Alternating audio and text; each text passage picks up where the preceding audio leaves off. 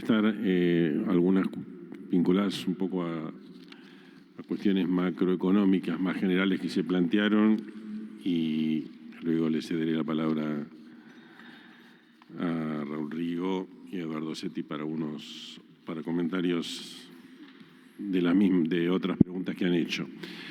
Por un lado, en el tema de cómo se puede bajar la inflación a pesar de que el gasto pueda ser considerado elevado. Yo hago ahí una distinción entre, digámosle así, qué genera la inflación y qué genera el crecimiento. Uno puede llegar a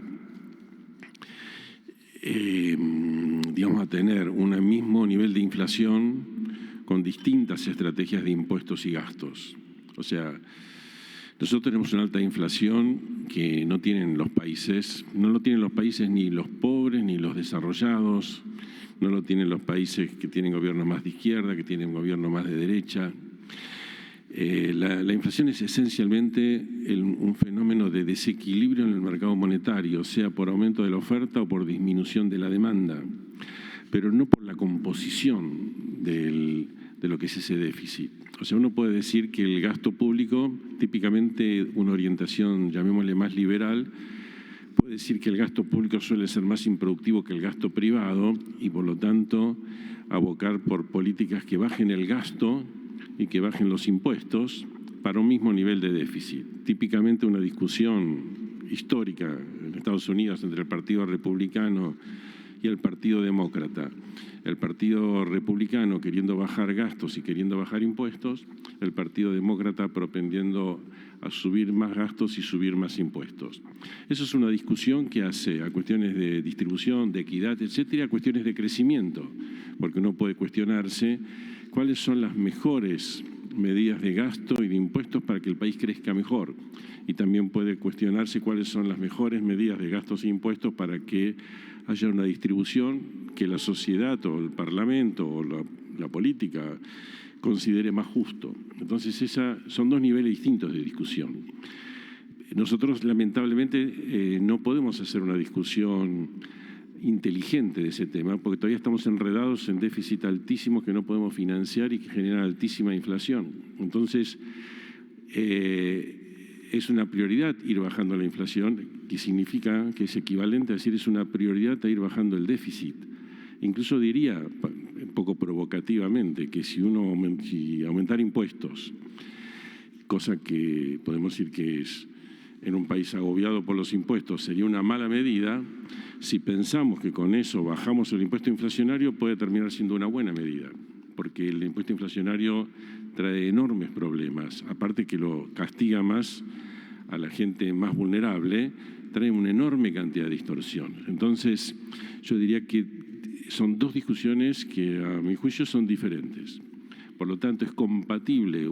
Estamos reduciendo el gasto público en términos de PBI, pero de una manera moderada, pero es compatible con una reducción significativa de la inflación. Y por supuesto que yo no podría decir que nos conformamos, ni me conformo con una inflación del 60%, que parece horrible. Los países en esta época de alta inflación se escandalizan cuando la inflación llega al 10% anual.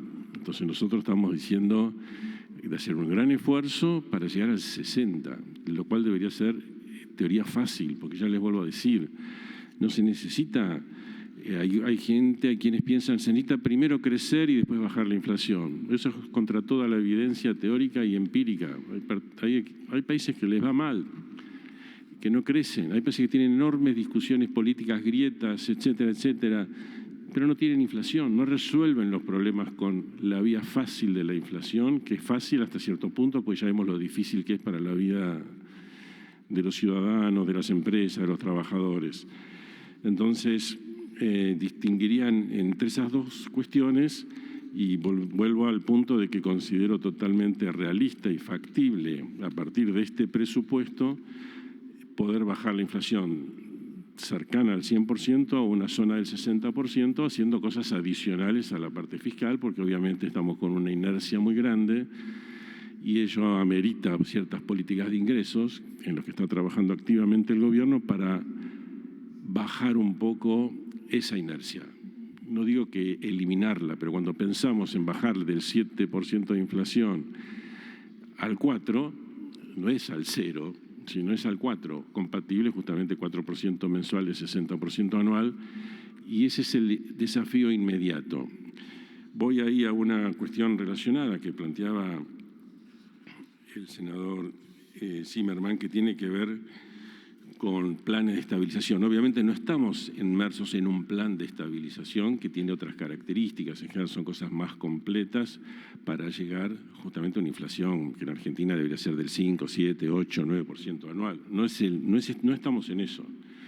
Estamos en una situación en este momento diferente, que es la de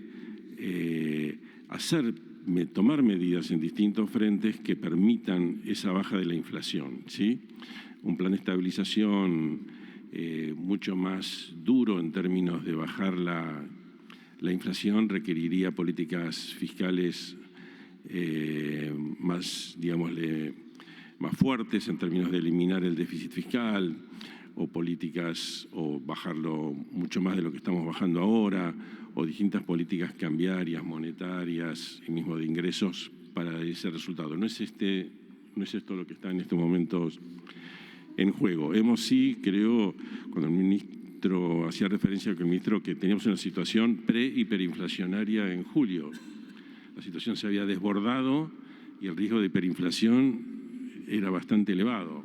Lo hemos reducido, aunque no lo hemos eliminado. Toda vez que hablemos de inflaciones anuales del 60, 70, 80, 90, estamos coqueteando con la hiperinflación. No es que estamos eliminando completamente el riesgo de hiperinflación, pero por lo menos lo hemos reducido en forma significativa a través de distintas acciones. Y por supuesto que hay medidas que son, llamémosle así, parciales, que tienen que ver con mejoras y con solucionar problemas, como los que mencionaron de los temas cambiarios y las brechas cambiarias. La brecha cambiaria es un problema y a mi juicio es un problema enorme. También el ministro se refirió a la brecha cambiaria como un gran problema. Crea toda clase de incentivos negativos, fomenta mucho la corrupción, desalienta las exportaciones, sobrealienta importaciones. Hay muchas empresas que se han sobreestoqueado enormemente porque a veces lo decimos nosotros los economistas, que no se importan productos, sino que se importa brecha cambiaria, se importa cualquier cosa con tal de que en un momento dado hacer la diferencia dada la brecha cambiaria. O sea que programas integrales económicos van a tener que lidiar con esto y nosotros estamos siempre con la idea de decir, si bien se toman medidas particulares como pudo haber sido el dólar soja, ante una situación evidente que no había liquidación de soja y que se podía mantener en el silo bolsa y que hacía todo sentido para los productores mantenerlos y no venderlos, bueno, tomar medidas especiales sabiendo que tenía un costo. Obviamente había un costo, había costos colaterales, pero era muy importante contar con esas reservas, fortalecer al Banco Central para desarrollar otras políticas. Entonces, a veces las medidas parciales son medidas parciales, no son un programa integral de estabilización, una reforma, digámosle, muy fuerte de la situación económica, pero van permitiendo una hoja de ruta con elementos positivos, fortalecer la reserva del Banco Central, ayudar a ordenar fiscalmente la economía. Son pasos que se van dando en esa dirección. Pero yo les comentaba como que hasta que no tengamos llamémosle un mercado unificado de cambios o no tengamos una brecha muy baja, las economías con brechas del 10, 15, 20, 25, 30% más o menos pueden funcionar bien, aunque el mejor sistema económico, por lo menos para el funcionamiento de la economía, es el mercado unificado y nosotros lo hemos visto en la Argentina con distintos signos políticos. No es una cuestión ni de derecha ni de izquierda tener un mercado unificado. Hemos podido tener esos mercados unificados en distintas épocas que funcionaron mucho mejor que los mercados de control de cambio, de cepos, de brechas enormes que distorsionan. Pero bueno, es la situación heredada y estamos avanzando en mejorar y en buscar todas las políticas que en algún momento le permitan a este gobierno, al próximo, poder dar el salto hacia la unificación cambiaria. Para eso se necesitan, yo diría, básicamente dos cosas: superávit fiscal y reservas del Banco Central, porque tenemos que poder lidiar con los vaivenes del mercado cuando una montaña de pesos quiera convertirse o puede querer convertirse en dólares ante cualquier situación externa o interna muy negativa, sea caída de precios internacionales, sea crisis financiera, sea problemas políticos graves. O sea, necesitamos un Banco Central con muchas más reservas de las que tenemos ahora, ¿sí? Pero bueno, estamos en ese camino.